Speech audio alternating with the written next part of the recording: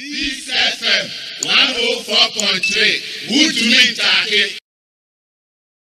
I am Paibo, eti ubashane nso na yedi so saa asofo akese bebre e wo fie ha bebre gina tantano a ofon ne so a ye ne wo bekasa ye kwa Makers House Chapel International ya sorry kese e wo my Ghana mu so for pani a woda anono wo ye odifo nyamedifo wasanso eye osempakani ewie bremu edifo a yenya no emu ba kono no wone prophet Dr. Michael Bwedi Nyamiche, one of the founder and general overseer, Emma the Makers House Chapel International. Papa Akwabao. Yes, so amen. Yes, no. Ye pesa udim paye. Ena dumye no abwedie. O moment mi anchino komna ankosi anwumre. Ebi be o madwe so be break sabenti ye dem paye ebie kase bonano. Amen. Amen. Acho baby a obia se obetumi nko ade a se won drive ana se onye bibia okata wani ebe hadwe a obetumi akata wani se untumi nkata wani so afo akoma ene okra usunsum oni padua bibia fadi sampai boy echi se edru ne edin a yebo awrade din awrade ebetie na ontie enkeke ode ahusan enwo aguyenso nti na ye frerade enim say going through all the preventive measures all the things that government the health officials will put in place eboa but yes su frerade rade betie amen nti okorade anim tete kwa fa manyankopon abodie nyina wura wona unim yanim na wona abodie nyina nyansa hoden tumi kura wonsem ene se woto mane ane se amen amen inshira eye nkamfo ne animunyam ne de brew hwene se ade nyina mu yemfa asedama yemfa waseda ni ye de asedama so wabo Ghana ho ban wabo yempanimfo wabo yasrafo wabo ye doctors ye nurses wabo bia ho ban ye journalists everybody wabo nkofo ho ban abesi sese ye dia sedama ye do asimpoma one so far oma test positive for keeping them alive ye da wase for their lives nemum ye ba wanim ene dai se wo ma yesre adom yesre se awrade nyankopɔ behu oman Ghana mobo yesre se awrade nyankopɔ se bibi mpo a masa is sign in empire honko yesre ede emoja no trene eka e the book of Exodus say omonfa emoja no enka omo lintels ni omo doorposts na so kuma na osaibofo ni hunu moja na obetwam ene ade moja na aye Ghana yahye so nso ano abompaye ya peja obia ba wanim awrade susunkoko tumi entwimfa man so emfa ogie emreyen awrade nyankopon ye de empanimfo ahye wonsa yen a ye break fasting 12 ye de empanimfo ye de doctors ye bompaye for courage akokodro eni nyansa enhunumu ne ntiase e wo mbre etisesei mu trying to say no weapon formed or fashioned against us shall prosper. We stand as a nation together, united under the arms and umbrella of God.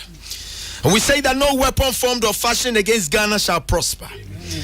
Any tongue that will rise against this nation, in judgment we condemn. Yes, we stand in the efficacy of the blood of the resurrected Lamb. We stand, oh God, in this studio together. Peace FM, we pray. And Father, we silence the accuser. We destroy the powers of darkness. We stand with all the fathers on our land. Reverend Frimpong Manson, the Archbishops, Danka Williams, all of them, all the bishops, Reverend Professor Asante, everybody, we call on, oh God, the corporate anointing of the Christian clergy, the fathers of our land. And we pray together as one people, oh God. We silence the devil. We stop the hand of darkness. We shut the devil, oh God, out of our territory. We pray, oh God, and we fortify our walls with the blood of the resurrected Lamb. Erade uka said na anopa ani awiano mununkum fadum bedi wonanim na edua najua oja fadum beka won ho yesrese fa oja fadum ebo Ghana nsraban ho hia yesrese fa mununkum fadum ne kata Ghana so erade boni de ma bi nkayen mo how emen tomadan erade sra o my Ghana ye peja obi aba wonim abusua enwuma emusua erade obi biara ye peja won ba wonim ti wonim erade Bible says about the day Yehovah din. We could have relied on so many other things, but we know that the name of the Lord is a strong tower. When the righteous run to the name, they are safe. Until the year dimwada yedia fu eto yedia yefnu to yedia bompai, but yenim see a bound chaya. Se bibia felim pa wo radi dear. Wasem ebetim hoda pim. Na wo radi yarisa for be say yari obekaya ho ye dawase emo bia bra bo ye dawase magana ye dawase fiese enim se Swatching you a betchem Nagana Begina Yenim say and Yuma Bejanim say families will stand and will all unite under one God, knowing that you reign supreme. Thank you, Heavenly Father. Yadawa Simpai Buti Fuja, Udimuni Abompae. Amen. Amen. Amen. I was here now when you born pie, when you put dear BA and Pai Bono Ano a year. Prophet Dr. Michael Bwadi Nyameche, where founder and general overseer Emma Makers House Chapel International. Baba Yedasio. Yeah, twas so na ya born pie ye chinya miasem. Na Nyamesem and also so ye jinaso and ye dia born pie. And unti ya waha se CIE ewo Peace FM Studios ni nyina sa oman ya wonpai bomui ya wo General Superintendent Emma Assemblies of God Ghana Reverend Professor Paul Frimpong Manson dada ewa ha awoni ebeche Awurade asem na ya toaso abompai da medase mechia otiefo nyina so fu nyanche so Awurade nhyira. Amen. Asema mekasa afa asema watu dense Yesu kan ho asorochi num no ye besere. Amen.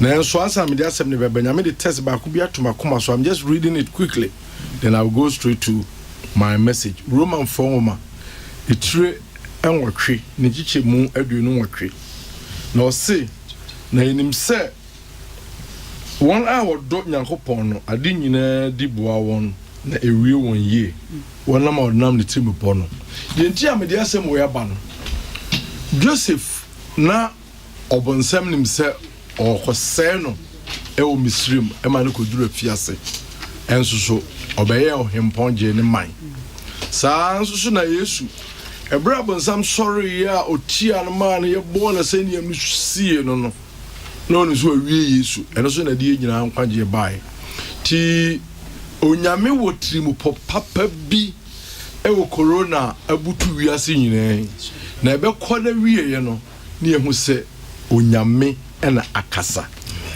ensempa me de ma no ye mako asempa etre ennan chemodua sanum ekopem aduana ba akona enso so meyi efa mienu pe da bacho cheka krabi ansa de beko nyamesem ne pese agi nyamesem no mu ebrepa na yenya ne tese National Chief Imam ewo ahmane so ntie befa enkramofo ede Kwame yo salam alaikum ana we free ase kenkai Roman ngoma de di kan no yeda shikase se wanya bre na otumi ni Ghana man nyina abompai mrantie no yensuam free papa ho de wanyina duro enso bibia ofre na eforma no ho a no wamnya bra man ebio yensa na nyamia se Ghana de ye wo plurality of religion so ye kramoni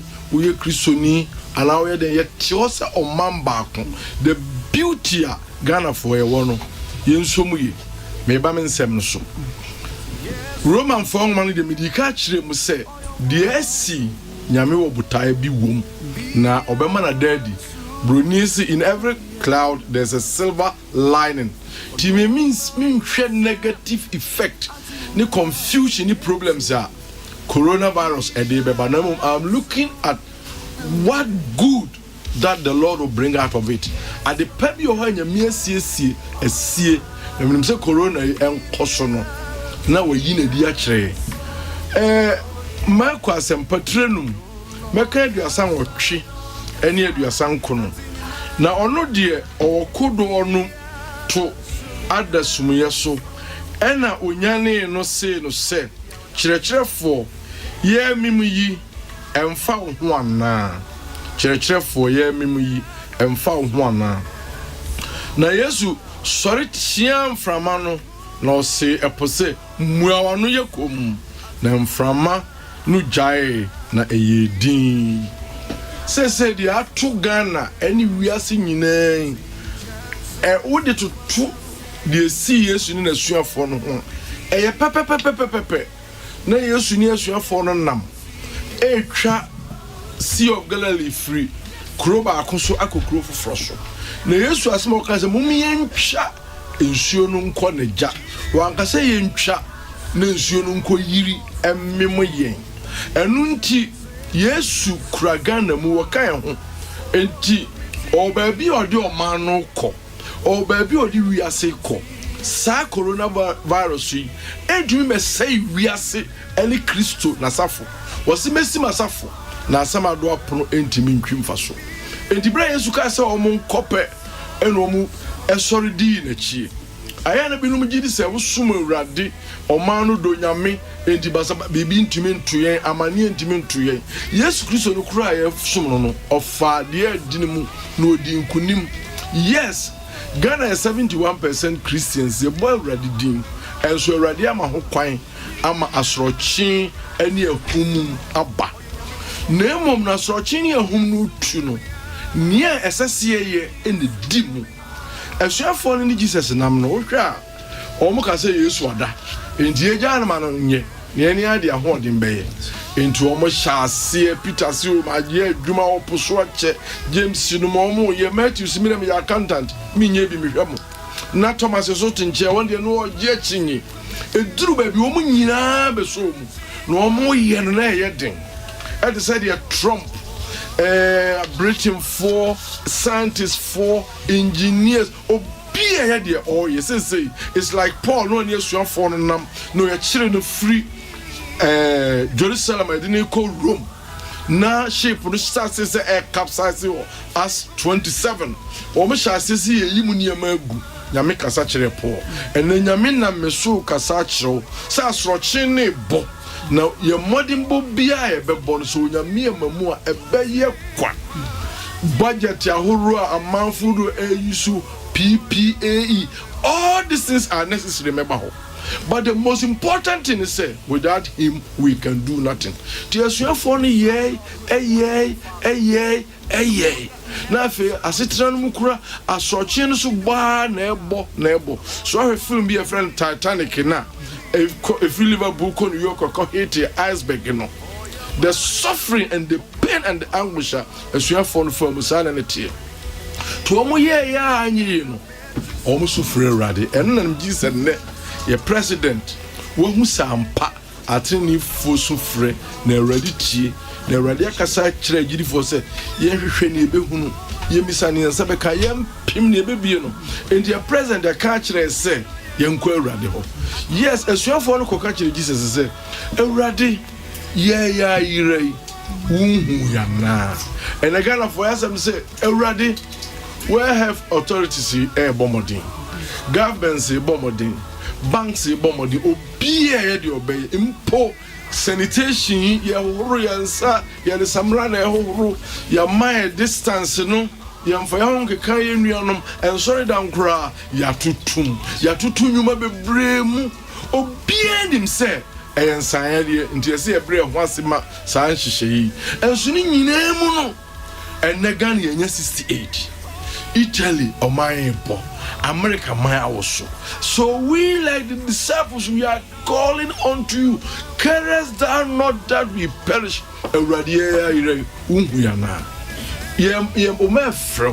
A Christopher Fro, and Cremofor Fro, Timamufor Fro, Ubiare Fro, we be wa Esther Bresso, Abraham Modica, sorry, Tia Israel for no. Jonah Bresso, our Nineveh, Abraham Bonnie Drew, and Nanka over say or minor. Gideon Bresso, Abraham medium for sorry, Tia Israel for no. Jehoshaphat's breath so Abraham Emom ni Moab ni Edom, sorry, Tia Israel for no. Seneca Hezekiah Bresso, Brazaneca, sorry, Tia Israel for no. We Tia for the Casa Radi, na. Na Jesus, or sorry, ye. Wa metieti amount to the name pim one as I make kaya poanim, me castle, chenim, me boop shop was you. So she Greek in there say, or chin and yan will catch up and say, eating apple, asrochi, you come. Jesus a cassa, no new man united to make catch the gun of force, and now ya bomb pie near Sufre, rather near charge of Jewy. Master Mabdema say, yes, you can't. Asrochini beba. A humni betu near Dimbeba, Nanso so we will safely land. Obia honka we yesu dimu. Amen. Amen. Apia sa ba moatwa nyamia sempa no so ma yen nanso se de se enam dodo ho ensen kwan ne mamamu pi sa na mpa ye dodo nso so ense ya de ne mama ya de yie enti e won pa bomu a ya kwa ma no so na Right Reverend Professor Joseph Obri Yabo Amante our moderator de ma presby asorke se wo my Ghana papa se di enim e wo empaibom papa ma he yene o Peace FM suni dem wakwaba yo ejidi fa pepian kuma ene o mamu ni na etwa hia kasa fidie Peace FM ho akom trebre mu papa de asa ne se di nyame manimu na yenkwa urade ahengwa nanim e wo empaibom yo macho mamenka asemba ko afena mabomfa akwanda ho yo Second Chronicles chapter 7 verse 14 eno no mai ejina so e dia bompa o say na se me man a wo bomidin efre wo no bre mo asia no bompa no remelim no sanfi o kwan boni ho a me so me free so metie na me de won boni efri wo mo na masawo asase no yare me ba mo chobe pray say ye kasa ye bompa a National Day of Prayer. And one say ya shaseni we are no kasa kasa. Yakopon preso ye no man 9 did kind or say yemre wase kana fo nyina yemre wase ye oni ba be pray wo ho no mo ye pray bokra ye bokra mo hi obi amre no wase the toss me no wase na ye bom paye the toss me so say ye refer the name and say I say say ye refer na pege na ye nye and the toss na wase ye send free and kwan bone ho na say yes no man na ye ono so be free so na watie ye paye bo na the amboni a chain na wase asase no yade and there are the bomb pay sabre with Jesus Christ demo. And the kind of man show already a prayer once a mount. You know, man penny in a come boom and no man penny can say in a trick or more pay. Sans a idea pay a more thing. Rather, one I am ye prayer once a month. For your body in that saying, there are not work and I am clear once a sleep on your home. But if I not who you mobile, not say, yeah, money.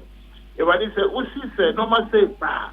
Na ye pija ni ahwe wo be tie ye be pa wo chau Jesus testre Ghana ha ni wiase na nyina ho ye mobo ma every scientist ni bia na omunya solution to that problem here you what ye pa cho mo nyansa what ye pa cho na so mo di bia ene nyansa no aya bo mo kai hu say wo ana wo do me aya wo na wo ye mobo what it tinu nsa awo won wa wonya ya de ni bi nyina so na sa mo nyina ya de makoma hen na titru ye bom paye de kana sha won sa Jesus e ma ya de entre Awurade yɛ patro twa so ma yɛn Awurade yɛ patro ho yɛn mmɔbɔ Awurade ho yɛn mmɔbɔ Awurade ho yɛn mmɔbɔ ne twa yɛ adeɛ nso ma yɛn Awurade pa bibia apagya ne nsa edi tia Ghana yɛ stɔpo no wɔ Yesu wo tumi mu Awurade ho yɛn mmɔbɔ ɔman nyinaa ne aka bɔ mu bɔ mpaeɛ Awurade pa tie wo ma yɛbɔ mpaeɛ wɔ tidie mu ɛwɔ Yesu Kristo din mu Yesu Kristo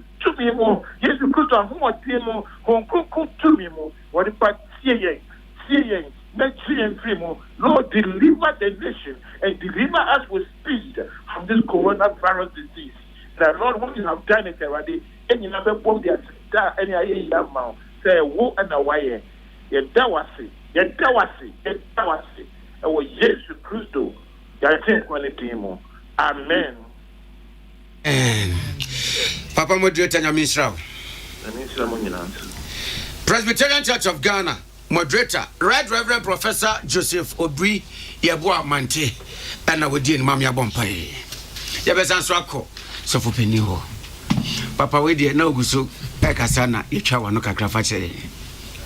Enunti Yasaman say, You Yamia or Tiase, You Yamitum for why bidda, enti Yenmi Yamia soon, and ye can want them at wa wutie mi ebrebi Israel for na nyame ayi o mafiri nkwasom mu afiri misrem edo mo kobosha asase so na ebre o mo kɔ no mo kɔto epokokɔ da o manim ena o mo nam mo nhwam ena misrem for ne o ma pɔnkɔ ene sotifo esa o mo kri eduru ba bi o mo se Moses we de nke o Egypt kura ye nko ankaye chense e ba be wu akwantimfi ha asema Awurade kan Moses kan ne se bisremfo mu hu bio na nemo be hu Awurade nkwaje Awurade be ko amamu na mo de munye din na onyame kon edi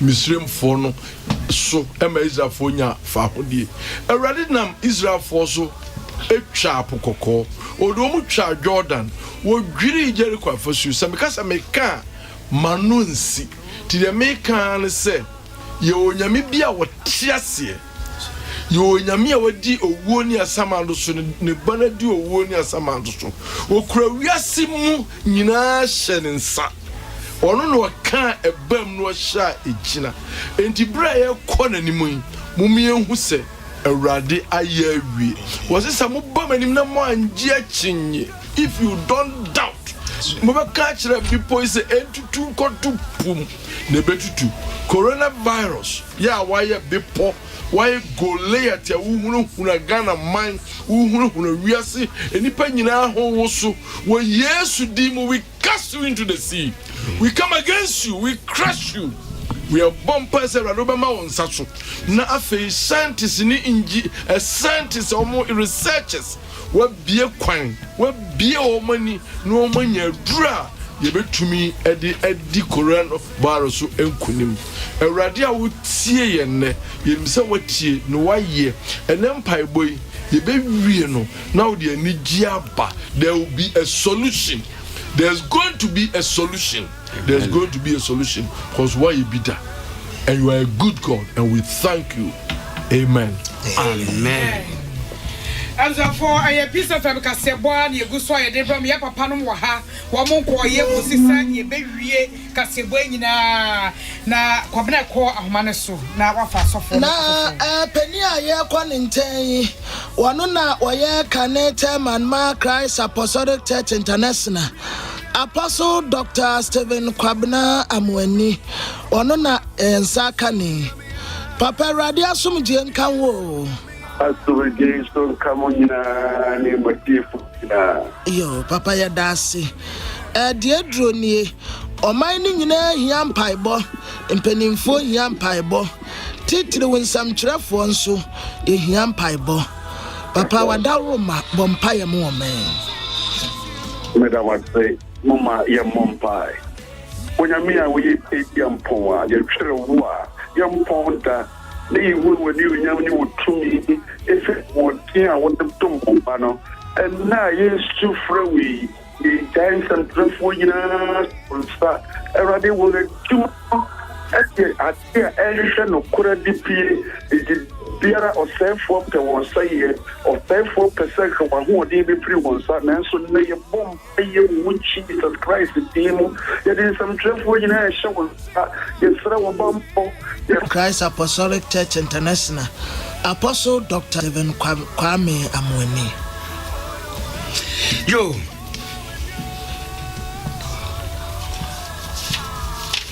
Yegusu aje mpaibo. Yegusu aje mpaibo. Na mpaibo ayeje. Yedimirika call Metropolitan Archbishop of Cape Coast. His Grace Most Reverend Charles Gabriel Palmer-Bakeho. Na Romans of Openia wogwa onye animu ana yanye mpaibo no bi nso free wono so nchen. Emra Ghana na yedi mu adai na yabɔ mpaye yi. His Grace, my hand. Hello. Na answer na mebɔ mpaye no mesre. Na maka asɛm ketewa bi enra mesre. Doctor bi sɛ yɛde amanidie bi maame. Sɛ mefemre no. Na me isa sɛ obetumi aba abɛgye. Nia wɔka kyerɛ me ne sɛ nana me akra me ba hɔ no ma wanhwɛ yi a me de yare bi abesanka wɔhwi sɛ meka wɔn a wɔn yɛ ayarefoɔ no ho adwuma ɛna me si saa ɔsɛ ane ɛna me si na wɔn ma no ɛfiri sɛ wɔn ma nketenkete mmienu ɔsɛ menya baabi de wɔn fa yɛ anka mɛbɔ ɛbɛyɛ yie nanso obiara ni hɔ enti me ne wɔn na ɛbi ifiri adwuma mu ba ɛwɔ sɛ mepɛ sɛ mehu wɔ ɔdan baako mu ansa na mene wɔ manya nkitahodie nti meka kyerɛ me sɛ mede wobɛkɔ nyame anim wɔ bible mu nyɛ wo nko a adɔktafoɔ nyinara nɛɛsefoɔ nyinara wɔn a ɛyɛ yɛ ayarefoɔ no ho adwuma aduyɛfoɔ no nyinara ɛne wɔnom a wɔbɔ yɛ ho bake enti no miɛma mpaeɛ ɔdomfoɔ de wɔbɛhu no nyankopɔn na aseɛ nka odin daa wona woyɛ alfa. Amen. His Grace yɛdoaseɛ wie Metropolitan Archbishop of Cape Coast Archdiocese, His Grace Most Reverend Charles Gabriel Palmer-Bakeho and wedi anim am yɛbɔ mpaeɛ de ama ayaresafoɔ ɛyɛ dɔktafoɔ ne anɛsefoɔ ɛnkɔmmra nyinaa wɔm na si wɔm so kɛseɛ ɛne obi bia wɔkyɛ fa ɛwɔ yareɛ yi mu ɛhwɛ biara no yɛda sɔfo pani ase na presiding bishop a ɔno no ɔda matters asɔre a ɛwɔ ɔman Ghana nyinaa no wɔno anso ɛna Kristo som nkabom ko ɛwɔ Ghana ha wɔyɛ wɔnum tetreni mekyerɛ presiding bishop Methodist Church Ghana wɔsaya chairman Christian Council of Ghana Most Reverend Dr. Paul Kwabena Boafo wɔno na yɛnsa akane obegyina wɔman ni nyinaa nemu na wabɔ mpaye ɛde ama yɛ nuanom a wɔnya yadeɛ ni bi sɛ Awurade a ne tumi so a wɔma ne nsa so a yaresa nko a ne pie bɛyi wɔbɛsa wɔnom yadeɛ papa Awurade asomdie nka wo nka wo so yo papa Ghana for ɛhyɛ w'anim yo and that's it. My mom player, my woman, the account. But for them, I will do ya because I won't come and say again. I hear after that and come for them to come and yet them come to I think we're ready. And that day, one my assume come near when you now. I don't know what is for Sunny away. Sabri, the Pegay, the Asha War, Utum, and Day. Sabri, you make a say after Yadia, who are Yemian wardrobe. Now we are some finding down. It may also ever happen when we are not so actual. In them say. Man, I'm Jimbo near Yalta. When I was bedroom madness, I comfort their same for steady. Bedroom camp walk inside the Sabreo Kasa and Desire for Bush. Ain't near Peja, Mianum, and Man, and Merima. Yadi, Achuan, Baby Biara, or that winning. And into yes, what Kasa won't soon. Ma wa here sa afue wo hunamani yenim sabu de won nan ti atase su na nim se de won wan ade eche won wo asamati ye tsro se wo tsre won sa wa yarfo so wo bos enu nti tsre won sa wo ta ni anu mi so kasa won hu sunsun fo ye tsre ma de de se won biara won na modom kase no so beta ho no wa so na bra ye de ma won no Amwa yareta through what radly. Sadoni brain yesre ama wa and for and so a worship. Yenim se utumi fa afoforo gidie so sabinom so ye. Erade mo nso wonya gidie mapa ewo mu. So wona mo nso bema won stakase no so ewo won so. Ye bom ya ne njai ayareta for a won so bo won doctor for nurse for anyone ko eba ewo won abrabo no ma na nyina so mo wa yare sabia so mo wo fie so mo hefa erade ye so se won so mo wa botare mo nyanta mo ni bidie mo won de na fata biara ye de hwe nuanum ya obenya wa yare sa ewo Yesu Kristo within ye ni mu ayaji wadi so ye no kwafo wasem ne se yensum fro na abeje yen so Sabre Ghana man for ye the go from ye the yefna to on one. Wonkoto ni ema ye ni so ahwe wo. Na yenu anu titru a sa ya de bia kan won.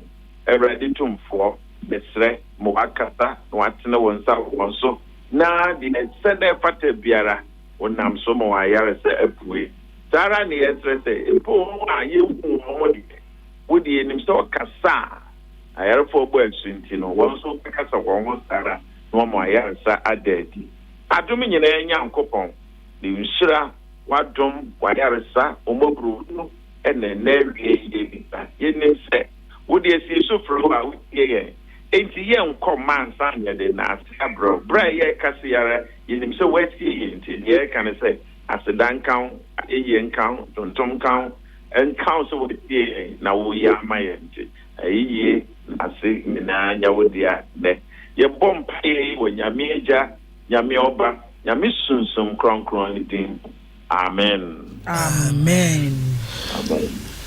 apa ya da se bebre na Thessalonica forma na edikan no o se etinu yimu dunso wo se emaye nyampa eboda enti eguso aye bompa na empire no ye wo mu ahodo pi ebi mu de buta ne tasba na ebo ebi nso so ebutu ebi daaya ebi nso di rosary na ebi nso so de rafia twa masene ne sire ne bodua no amokom enti sabre ebekọ wulomo a wo ye asene clan gamashi numa ni kwe amasa na wodi enim na sadia nananom nso so bo mo mpaye no wodi enim abompaye e di ama wamu a yare yi e kire wamu a wamo kwa yare saba ya mu omedro nso so anye yi a ba mo wodi na pakan abefo makoma nananom wonsie do no wabompaye e di ama wo mo numo yo za madam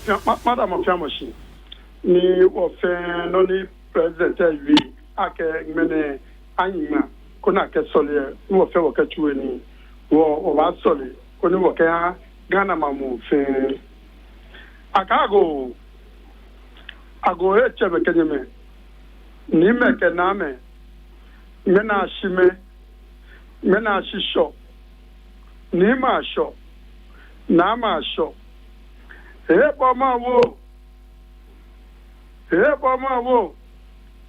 wo chodapo kwa me asafia bo nwa no boshpon no bochekete no bogoji ke faji no ke fe ina apa mena si Ghana mamu fe wo foken bonye eta sakwo ko toja ko froka sobri aboteta koche Netalola. Netalola. Angastro Asantestro. Nayo, nae. Nayo, nae. Nayo, nae. Shiche. King be king. Amalo gamalo. Odoma. Ofiamu gil. Ofietotro. Amesu. Amena. Chuchopo suka skamre. Ofresha. Metu alemesaki. Agbo yenyo. Nakolaboyo. Osegbu wochu. Dede ai ne ato. Abo John ai. Afi okropo. Ukwata no bisa. Atagme na Ghana mamu fe foke chenye. Ghana fe jija. Jela mi fe jija. Woke areo kamusunchole chenye. Akaje koyi. Naje woyi. Naje buka. Naje anai. Koni akawo esha akewo. Esha fe shaduwa fe. Nno ya ni neke. Colonial virus never gbe Ghana mamu fe no. Ata won pa efai. Ata okawaka sheno ko boye. Oywe ye Isaiah 41 thing. Ake okawaye wakasheno ko boye. Wo fo wachebu no baile wono. No ba fo wa favan wakemene wachebu. Ata oywe Exodus 14:19. Obedi Israel gi ye Egypt ne fiame okedun agbo famenye lo ano. Ata mena wasuna kan duwe o kefo coronavirus no. Meni me be wale fe ni duwe kefo ameno. Kono ke kaneno ke fo Israel dia no o kefo wo no. Ata no je ne ka mo ke na agba ne. Beke bi fo chabo. Onya fo chabo. Okwa fo chabo. Wo peno ko pinu ba yue. Si wo pa fai akenye na wo mobo. Ghana wo ya ko me femo.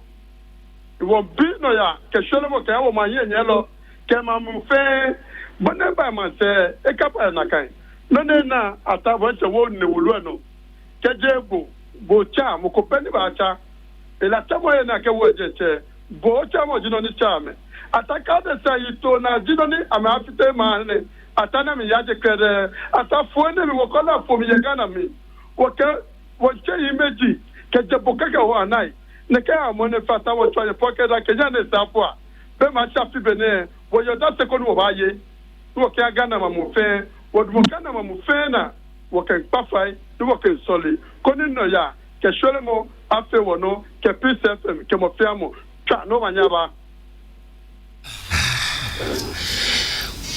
ya bedo ase numo men da boshiwa why dear and came out of Shada came one in the way. Why are you? And therefore, you come say, you can't say, when you dear see what a bomb pie, the more my gunner said, ye, Yamenam, ye man peninsula, I say, and say, and they fire your front to one more pie, yenchna come, na yen Sarah, this one may mobono, yet I saw a war, has say. Now, ye studio has said, dear, ye won't say a friend penny for the brewa, maso, now studio no more live. Yawo asofo akese mienu General Superintendent Emma Assemblies of God Ghana and a General Overseer and founder Emma the Makers House Chapel International and Benifue and Waha Dr. Michael Bwedi Nyamecha the Makers House ano Papa ansana ye be wie kasebwe no ye pese despite media obom paye emaye enkrofo tifie ye kan se tenafie empedudo bia ubetimi egrofo tifie edwa no pa ne sori ne ebe adwuma ayam hihye ewrade pe ene dan no enra na pious na aplawo border ne so nenna sana akosha sapon wo airport be bia ye de enipa no ana omanya bie no ne enya huru mu status mpo enam ye stresse mo bebo mpaye e de amaye eti fa ye dui despite media ye hiam paibo ye mo mpaye ahimu hine eremawura ene ya peja despite media nyinara enye peace nko media group ni nyina okay neat hello obia edi abawa dom ahwannim wo ne edi ade jawa bi nyira John 17 Yesu mpaya o boy ɔse de ɔde ma me no man hwere bi yɛn hwere obia ɛbɔ mpae de obi asie mo gyani mu ma ɔmo enhyɛ unyu fa ɔmo hyɛ unyu na se awurade nyuna se a owia ɛne mframa bɔne ntimi nyi ɔmo ana ɛntɔ obia so ɔmo di frame ɔmo fi bam yɛ de hyɛ wo nsa sɛ awurade obambɔ bɛyɛ den. We ask for the balm of Gilead to be applied on them. We pray that your going outs and your coming ins will be ordered by our God.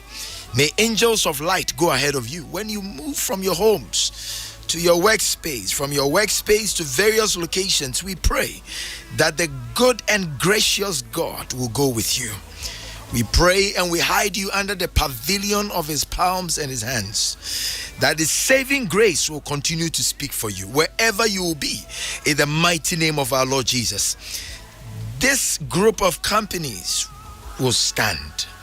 Despite media will stand. Your leadership will stand. Your listenership will stand. Your workers above all will stand.